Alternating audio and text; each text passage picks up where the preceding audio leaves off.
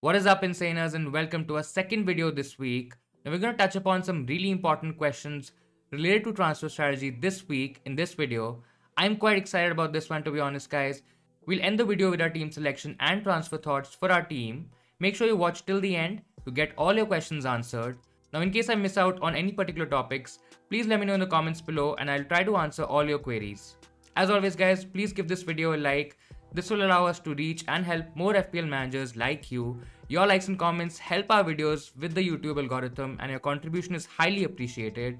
And if you're new around here, please do subscribe to our channel for all the good FPL stuff. Now let's start today's video with one of the most basic questions this week. What teams should you target for the coming set of fixtures? The teams that stand out in terms of their difficulty rating include Arsenal, Liverpool, Leicester, Tottenham and Wolves. Now there are a couple of things to note though. Spurs don't have a game in game week 33 as they play Man City in the EFL Cup final, but other than that their run is pretty good. Arsenal is a team to watch out very closely as they have a tricky fixture against Chelsea, but I think other than that it's looking pretty promising. Now we still don't know how much emphasis Mikel Arteta gives to the league, considering that his best chance of Champions League football next season is still Europa League, so we need to keep an eye on that. Leicester also has great fixtures, playing the likes of West Brom, Crystal Palace, Southampton and Newcastle. Now looking at those teams, guys, Leicester assets look really good both from an attacking and a defensive point of view. Next we have Liverpool and Wolves, and they're the final teams to consider as both have really good fixtures. Now Wolves in particular look really intriguing as we've not had short FPL players from Wolves this season, but the defenders look a bit interesting. Next we come to one of the biggest dilemmas of FPL right now. What are we supposed to do with Man City players? A lot of managers still own the likes of Edison, Cancelo, Stones and Diaz in terms of the defense, and Gundogan and KDB from midfield. I have to be honest, guys, it's not looking great for any of them. I mean, they're all great FPL assets, but with City still competing in 4 competitions, it'll be very difficult to predict who starts regularly in the league. We've seen that Gundogan and KDB have been rested together, and more recently against Leeds. Now guys, they struggled against Leeds with both of the players on the bench. So one of them might play every game, but I'm not really sure who. Now to make matters worse, Gundogan has a tendency to come for the last 10 to 15 minutes. It doesn't happen the same way with KDB, but then the price difference between them is huge. I'd probably just avoid both for now till their spot is a bit more confirmed. Now, coming to the defense, and this is where things get even trickier. We all thought that Diaz is the safest pick, but then he was also benched in the last game, so he can also miss games. The other defenders, John Stones, Cancelo and Laporte, all rotate quite a lot, so I don't think so there's a point of holding any of them with so many good options available. I think the only player who doesn't have any rotation risk is Edison in goal, who looks like he's gonna start every game. So if I have to go for anyone in defense, I think it would be Edison. Now for people who just wildcarded or still have it available, I think it's a lot easier, but if you don't have that with you, you should start thinking of phasing out Man City assets, especially as they also have a blank in game week 33. Guys, let's talk about Chelsea now. Most of us would be having at least 1, if not 2 players in defense, but what do we do about their attack? Chelsea's attacking numbers have improved recently and they smashed 4 passes against Crystal Palace. Now Chelsea attackers Pulisic and Havertz had a great game, but then can we really trust them? Havertz, Pulisic and Mount all started midweek in the Champions League game, so there's definitely a chance that these players might get rotated. Now out of all these players, Mount looks like the most likely player to start. He started 8 of the last 10 games for Chelsea and has been a bit under the radar. He sticked along really well, returning 5 times in the last 10 matches. Now guys, if you want to play safe, Mount should be your pick. Pulisic and Havertz have shared the minutes, so it's a bit tricky there. I personally feel Havertz is a risk worth taking. He looks like the guy who can get big hauls if he starts regularly. Now I won't trust Werner or anyone else in the attack. So if I have to play safe, I would go with Mount. Otherwise, Havertz is a nice pick. Now another important conversation this week is around the budget midfielders. A lot of managers went for Neto on their wildcard in game week 31, and yeah, it's a bit frustrating that he's injured now. It looks like a long-term injury and he would need to be replaced this week for sure. Now guys, there are a few good options less than 7 million. I think the first name on this list has to be Jesse Lingard. The West Ham attacker has been in unreal form. I generally feel he looks like the best budget midfielder right now. His numbers are excellent. He's managed to score 8 goals and 4 assists in his 10 starts since coming on loan from Man United. Now there was a conversation in terms of how will he fare without Mikel Antonio. I think it's fair to say that he's done very well with Bowen supporting him in attack. The second budget midfielder that we have today is Bukayo Saka. There's always that injury problem for the young Arsenal man, but I think he's a great cheap enabler. He's definitely one of the best players in the Arsenal lineup. He always tries to make something happen for his team. He can play in a number of attacking positions, and that always is a plus when we look at it from an FPL point of view. Now, Arsenal have a good run of fixtures, but one slight issue with him is his playing time. With Arsenal's Europa League hopes in play, his minutes might be managed by Arteta, but at that price, you can always bench him if required and pay that extra striker or defender. The third option in this list, guys, is where I think a lot of people would have divided opinions. It's Pereira from West Brom. Now, he's also a very cheap option. I think he's around the mid 5 million mark. West Brom are looking to turn things around. They've had two really good results against Chelsea and Southampton, so you never know. It's difficult, but Big Sam might just do it for West Brom. It will be huge if they are able to beat the drop. I think the fixtures look tough. They still have to play Leicester, Liverpool, Arsenal and West Ham from now till the end of the season. Now guys, I think it's a risk getting him, but West Brom I think would approach every game in a very attacking way, and Pereira will be a part of things if West Brom create anything going forward. I think my order of preference would be Lingard first, followed by Saka and then Pereira. Our next section is on Liverpool, and should we consider getting a triple up on their assets? Now a lot of managers have had Salah throughout the season. His great early season form has been the reason why a lot of managers have held him during a difficult time when he's not returned in numerous games. But if you've seen Liverpool's recent performances in the league, it looks a lot better. I mean, the Aston Villa game wasn't great, but they ripped apart Arsenal in that 3-0 win. Now they're also out of the Champions League, guys, so I think the sole focus should be on the league and getting into that top 4. Now this is one of the reasons I think there won't be a lot of rotation. Jota didn't start against Real Madrid in the Champions League, so he looks like the favourite to start against Leeds. Another thing to note here is that Salah played the whole 90, so maybe he comes off the bench in this one, but he should play all the games now till the end of the season. His numbers also have looked a lot better in recent games.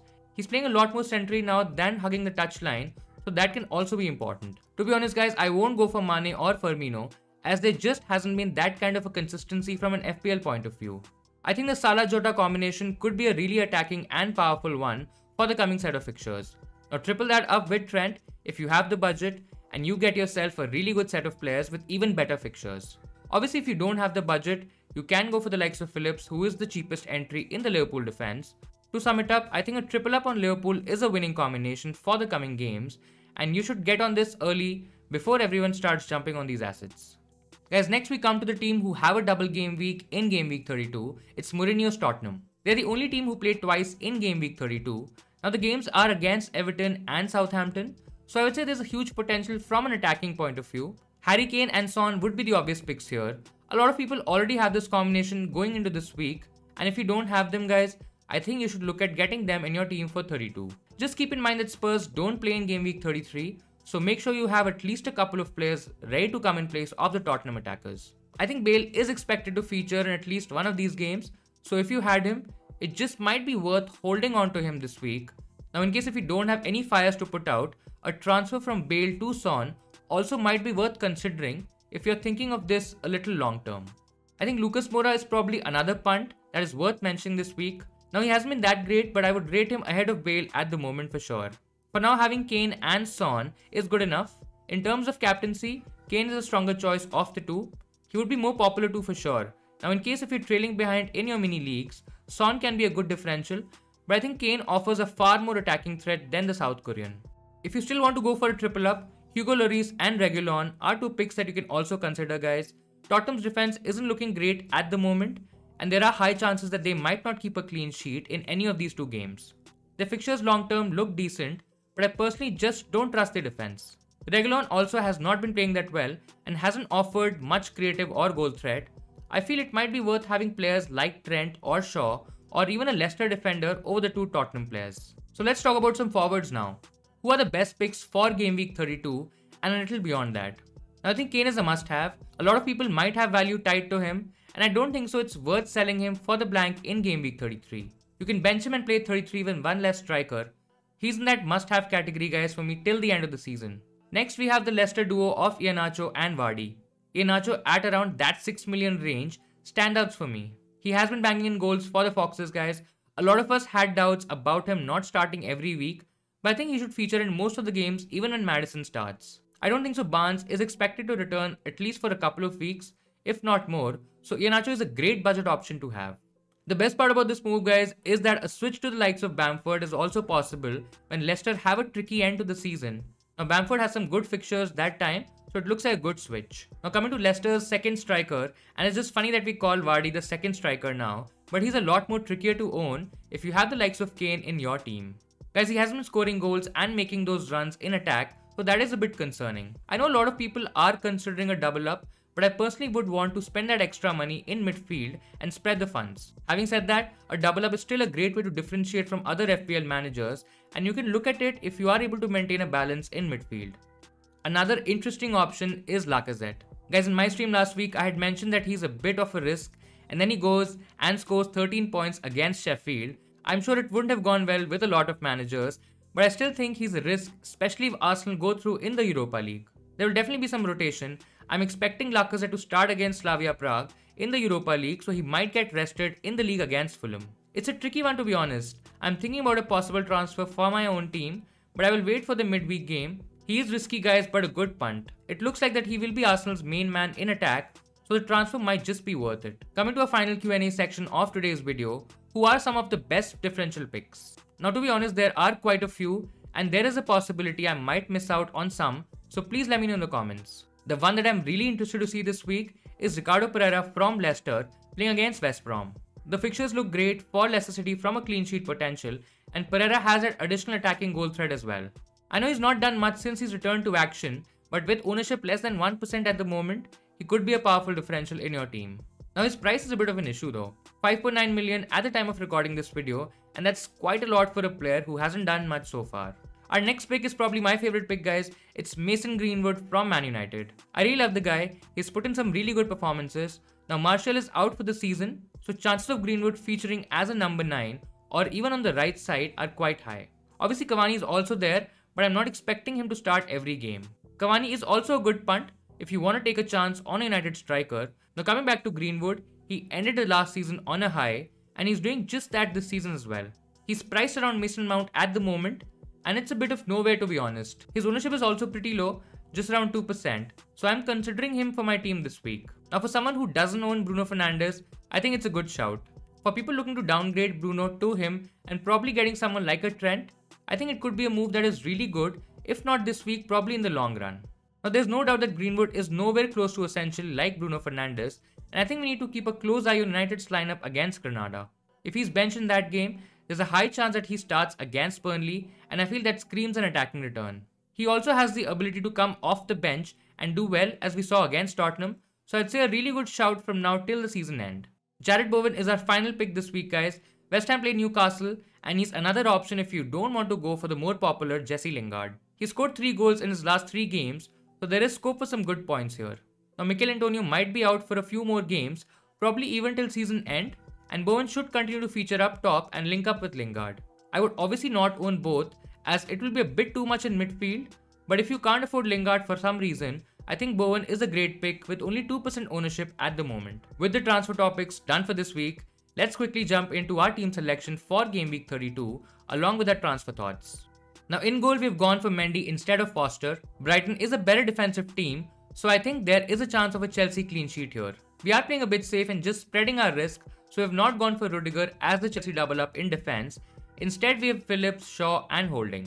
All three have really good games. I don't think so there's a lot of attacking potential in Phillips and Holding, and this is where we are thinking of making a transfer, and we'll come to just that in a bit. Now Amate is also an option, but he hasn't looked that great in the Leicester defense. The game is against West Brom, so clean sheet potential is there, but I'm not 100% convinced that he'll play the whole 90, so he could drop on my bench. In midfield, we've retained the likes of Son and Jesse Lingard in our team. Son has a double game week in game week 32, so there is potential there. He doesn't play in 33, so I'd either bench him or move him out for a different player. Lingard is an automatic pick in this one for sure. Salah and Jota are looking good against Leeds. Now it might not be that sort of an attacking game against Leeds, as they've tried to tighten up against the bigger teams, and Liverpool would be coming off that 0-0 Champions League game against Real Madrid, but there's definitely some potential for points there. Right now we have Sterling in our team. He didn't start against Dortmund in the Champions League game, so there is a potential for a start, but Sterling hasn't done anything, and this is almost a transfer out this week for us. In attack we have Kane, who's also our captain this week. Now there's no way we are leaving him out of our team, probably even till season end. He's a set and forget option in our team. Iheanacho retains his spot and could be on for a big score this week against West Brom. Our third striker is Chris Wood, guys, who's currently on the bench, but we might just replace him this week and play a front three. Now in terms of transfer options for this team, I think we have three approaches in mind. The first and the most easiest is to take out Raheem Sterling and get in Bruno Fernandes or Mason Greenwood. Now Fernandes is quite a safe move, more than 50% managers own him, so anytime he's captained by people and he returns, I lose out like crazy. It's just that he looks a bit overworked, and for that value, he's blanking quite a lot. He still has penalties in his locker along with all that crazy creativity, but I think Greenwood could be the one that I do before the deadline. He's way less owned. Sure, he's not as nailed as Bruno, but if I have to do things a bit differently and shy away from the template, I think he's going to be my pick this week. Now another school of thought that I have is to take out Nat Phillips and get in Trent. This looks like a sideways move and maybe looks like a good move next week. This week to get him in, I would have to downgrade Sterling to Greenwood and then take a hit for the same. Now for the hit to balance out this week, Trent would have to score Phillips by at least 4 points. I'm sure it's possible, but this probably works best as a transfer next week. I'm still not very sure about this one, so let me know in the comments below in terms of what you guys think. Should I make this move or not? Our final thought is probably taking out Wood and getting Lacazette. Now if I look back, I probably should have done this before, but with him in the team, I wouldn't have been able to afford Trent, so that's actually okay. I still want to see Arsenal's Europa League game before making any moves, but this is looking like a possibility this week. Fulham look a bit depleted at the moment. Lacazette could be on the score sheet for this one, and the next few fixtures also look good, so yeah, I think he's also an option this week. So guys, this was my team selection and transfer thoughts for my team this week. Let me know what you think about the same. Please drop in any questions you have regarding the best players to target this week, who to bring in, who to sell, best captain picks, just anything at all. That will be all for today guys. In case you missed out our earlier video this week, you will see a link to that on the top of your screen just about now. I will post the link in the description as well. We talked about some top targets for game week 32 along with some brilliant captain picks. So make sure you check that out. We'll be coming live this week again just an hour before the deadline. So do join us if you get the time. I would love to chat and talk about stuff. Thank you so much guys for watching. I hope you liked today's video.